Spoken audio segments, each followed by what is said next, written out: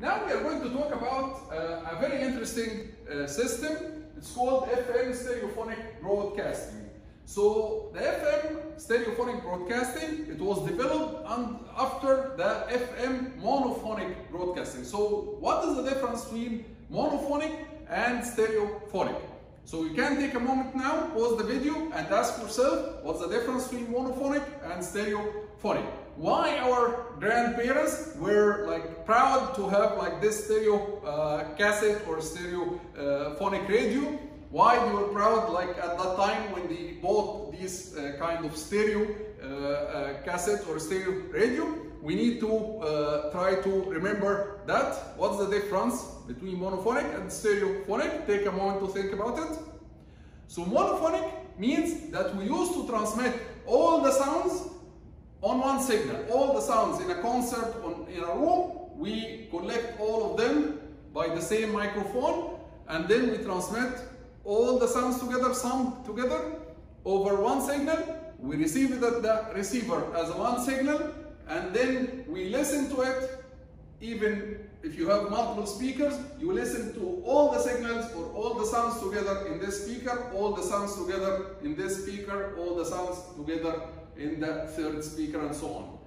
So we collect all the sounds, we sum all of them together, and then we listen to them together. Stereophonic, in contrast, on the other hand, they decided to give a more natural feeling to the listener. So they wanted the listener to a concert or something to feel that he is sitting there in the concert hall. How's that? They said, okay, let's separate the sounds. When we record the concert at the hall, we record, for example, using two microphones. One microphone, it will record the sounds coming from the right side, and another microphone is going to record sounds coming from the left side. And then we are going to transmit these two signals, the right signal and the left signal, and at the receiver, at the radio, the listener will be able to separate the right from the left, and then he will be able to listen to the right sounds coming from his right speaker and the left sounds coming from his left speaker, okay? And now he will feel as if he's sitting in the same concert hall, listening to the sounds coming from the right. He will listen to them coming from his right speaker, and the sounds that were originally in the left side of the concert hall, he will listen to them coming from the left speaker. So he will feel as if he's sitting there in the concert hall. So this is the whole idea of the stereophonic. And of course, many other systems, they were developed after the stereophonic, so that you have like multiple effects or multiple directions of the sounds coming from different directions. But we are going to focus here on the stereophonic with two signals only, the right and the left. When they started to think about this system, the Federal Communications Commission, which is the entity responsible for communications, they ruled a condition. They told them, if you are going to develop this system, we need it to be compatible with the monophonic users. So still the monophonic users, they have to still be able to receive. So they put a condition before developing this system, is that the monophonic users, those users who have the old monophonic radio, they should still be able to listen to the same channel.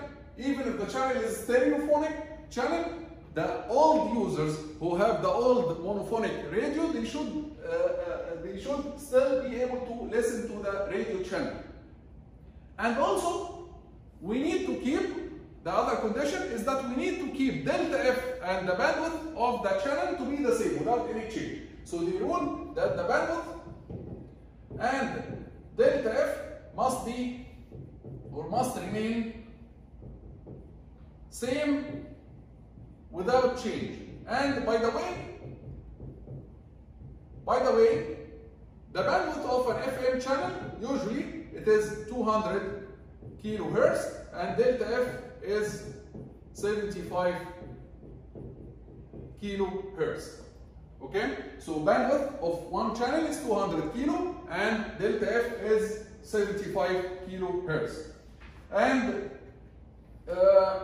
usually in our region here, the FM channels, they exist between 88 mega and 108 megahertz, but we don't care about this range now.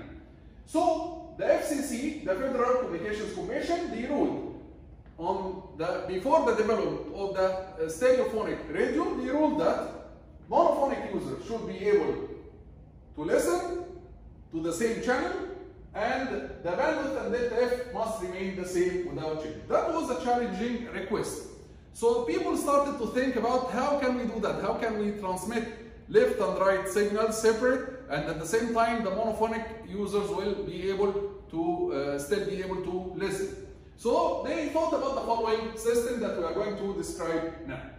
We are going to talk first about the transmitter. Of course, because this system was mainly used to transmit like music concerts, they wanted the sound to be of high quality. So they decided to send the sound system or the sound signals using 15 kilohertz for each sound signal.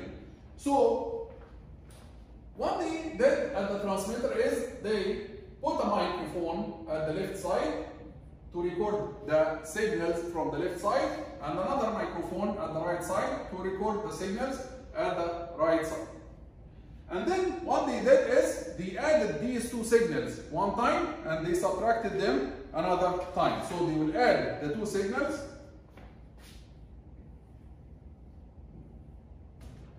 one time,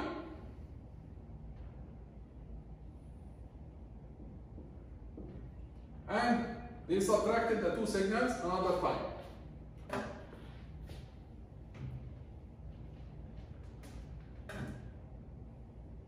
So here, this is summation. They add them, positive, positive, and then they subtracted them, positive, negative. This arrow should go to the summation actually. Positive, negative. So they got here, they got L plus R, and they got L minus R. The left signal plus the right signal, the left signal minus the right signal.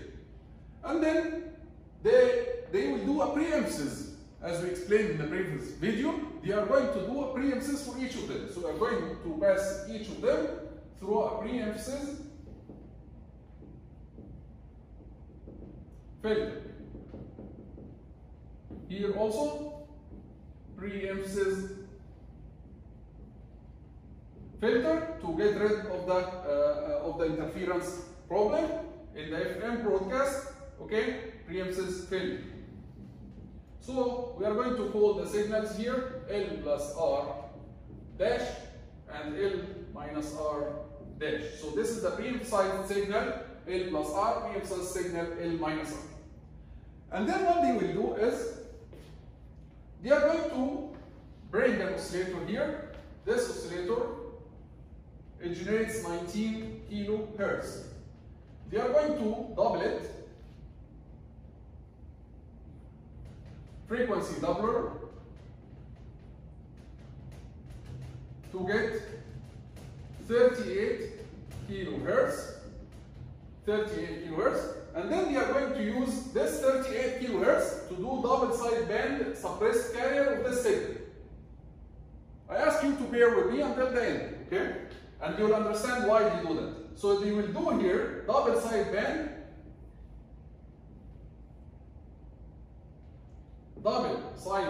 suppressed carrier modulation, okay, for L minus R dash. So what they will get here, they will get L minus R dash multiplied by cosine 2 pi 38 kilohertz T, and then what they will do now is they are going to add these three signals together the L plus R dash. They are going to add the sinusoidal wave from the oscillator of 19 kilohertz, and they are going to add this signal too. And now they have, this is what we call the composite signal.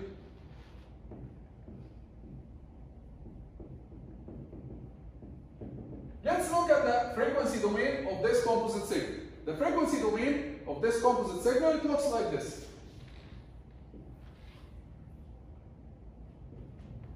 L plus R dash, this is a voice signal, and we said that we are going to send it with high quality, so it will be between 0 and 15 kilohertz. So L plus R dash, it will exist here up to 15 kilohertz.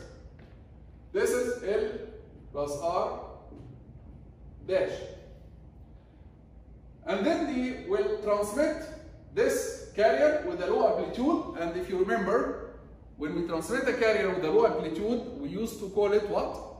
Pilot carrier. And this pilot carrier will be used at the receiver for synchronization, to demodulate the signal using synchronous demodulation. So they are going to transmit this pilot carrier at 19 kilohertz. And the carrier, you know that if this is a sinusoidal wave, it appears in the spectrum as a delta function.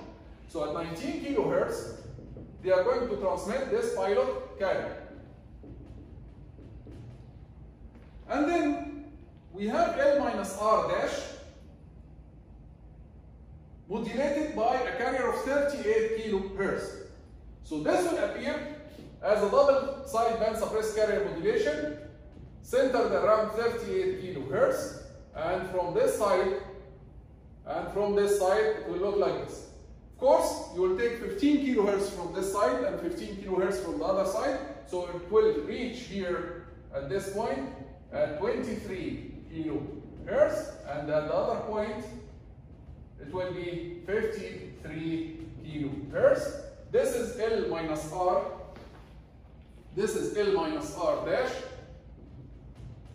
multiplied by cosine the carrier, which is 2 pi 38 T, 38 kilohertz, 38 kilohertz T.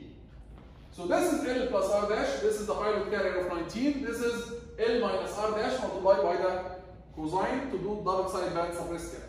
So far, we didn't yet do the FM modulation, right? We didn't use the FM modulation. So far, we reached to this signal. This is what we call the composite signal. After we prepare this composite signal, we will deal with this composite signal as our baseband now. So this is our baseband signal that we need to transmit using FM. So we are going to use this composite signal as a baseband signal for FM modulation. We are going to do FM modulation using this baseband signal. So our composite signal, this whole thing, the whole thing here will represent the baseband signal for the FM. So we are going to do frequency modulation, okay, and we transmit our signal. This is with respect to the transmitter. This is with respect to the transmitter. Why did we do that? We'll understand why did we do that at the receiver.